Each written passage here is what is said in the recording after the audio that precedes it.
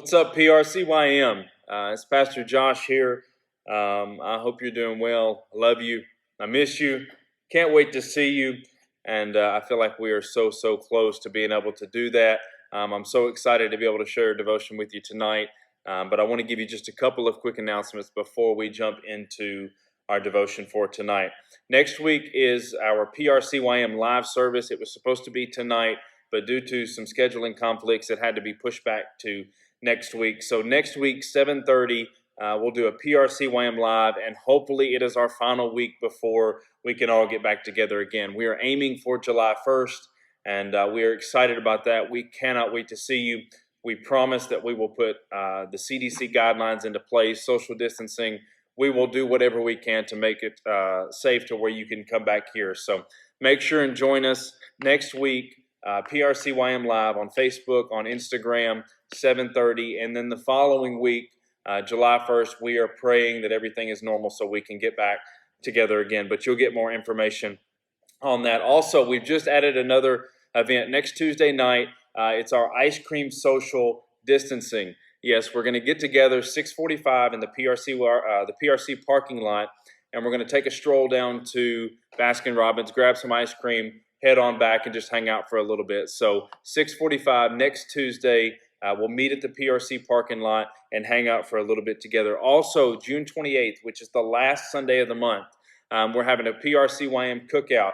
We want you to come. We want you to invite your friends, invite your parents, tell them that we want them there as well. So make sure and join us for these events that we got coming up. Jump into a quick devotion tonight for just a few minutes. I want you to do me a favor, and I want you to think about a time in your life that you experienced a significant change. And many of you can probably think of that right off the top of your head. You can think of something that said, you know what, this was a life-altering moment.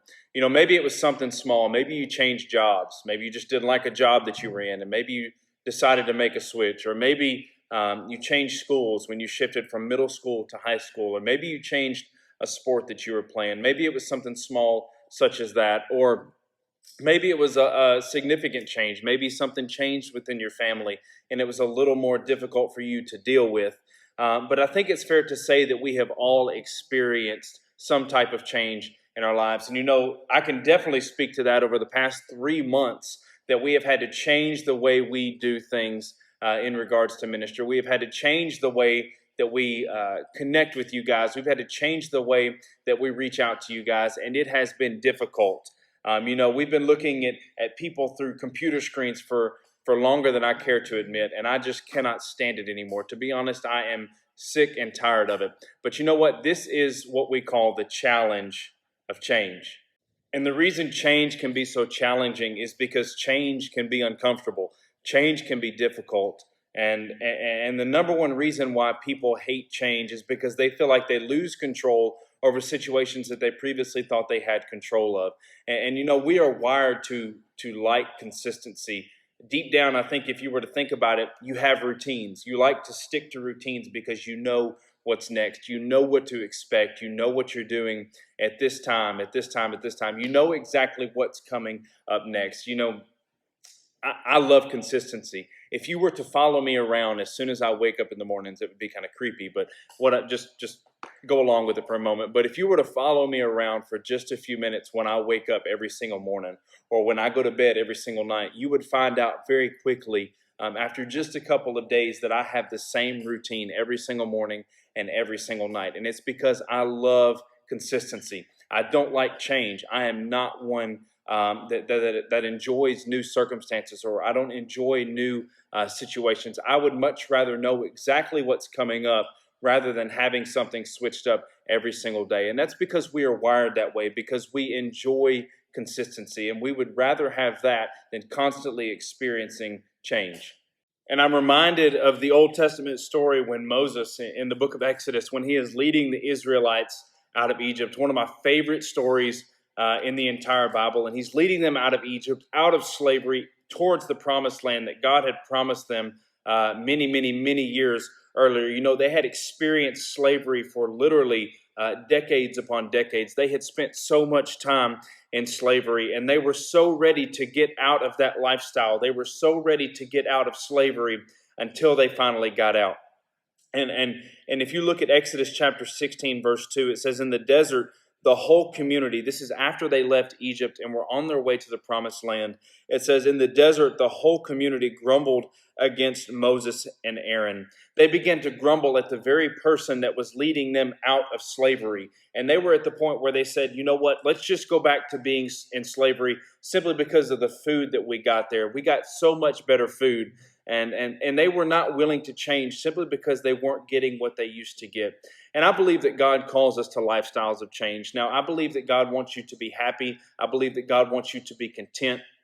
And I believe that I believe that God believes in routine, that He speaks routine. But I believe that God calls us to lifestyles of change at certain points in our life. You know, I don't believe that God wants you to stay in your comfort zone your entire life. I don't believe that God wants you to stay in your little bubble where you're content and where you're safe, because I believe that oftentimes when we don't experience change or we reject change, that leads to comfortability. And what I believe that God is speaking to me right now is that comfortability often leads to vulnerability. Sorry about that. Comfortability often leads to vulnerability.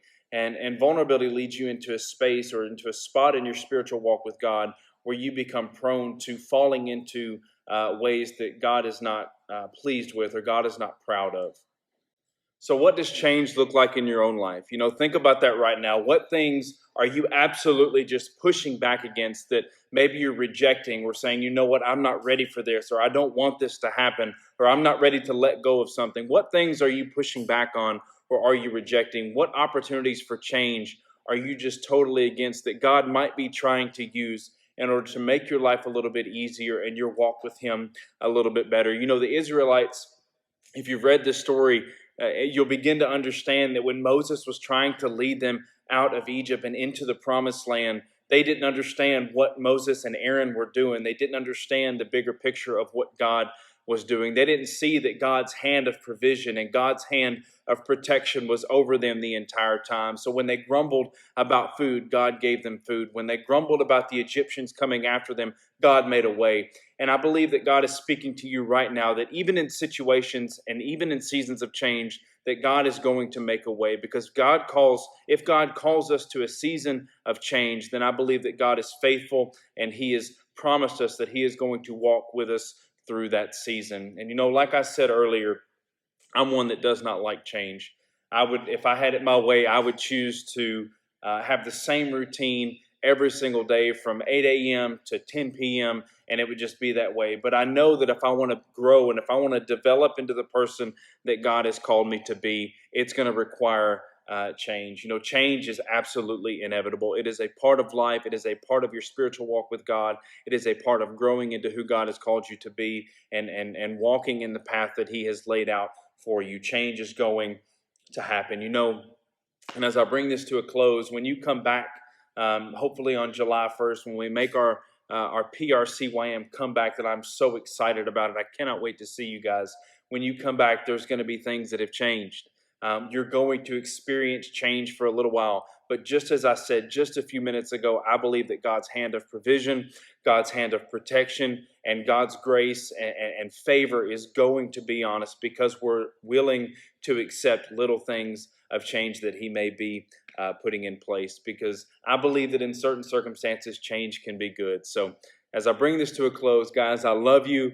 I miss you. I'm praying for you. Don't forget about our upcoming events that we'll be posting on Facebook and Instagram. Please try to make it out.